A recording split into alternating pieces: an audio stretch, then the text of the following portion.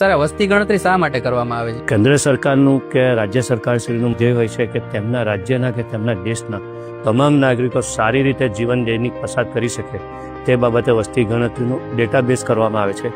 સુરત મહાનગરપાલિકા દ્વારા અત્યારે લગભગ 14,000 જેટલા સ્ટાફની નિમણૂક કરવામાં આવી છે.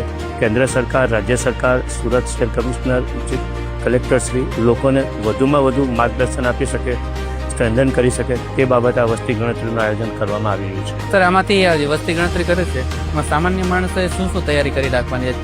વસ્તી ગણતરી મેડમ 17 તારીખથી સેલ્ફ એમ્યુનરેશન શરૂ થવાનું છે.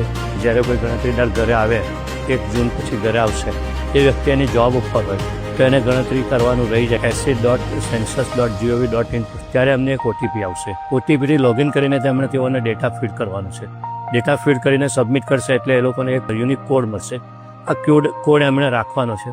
જ્યારે 1 જૂન પછી કર્મચારી એમના ઘરે વસ્તી ગણતરી માટે આવશે ત્યારે આ કોડ જે તે કર્મચારીને પ્રોવાઈડ કરવાનો રહેશે. ગણતરીદાર એના મોબાઈલ કે એપમાં દાખલ કરશે. સેન્સસના પોર્ટલ ઉપરથી તમારા દ્વારા જે કોઈ ડેટા ફીડ કરવામાં આવે છે એ સીધો ફેચ થઈ જશે.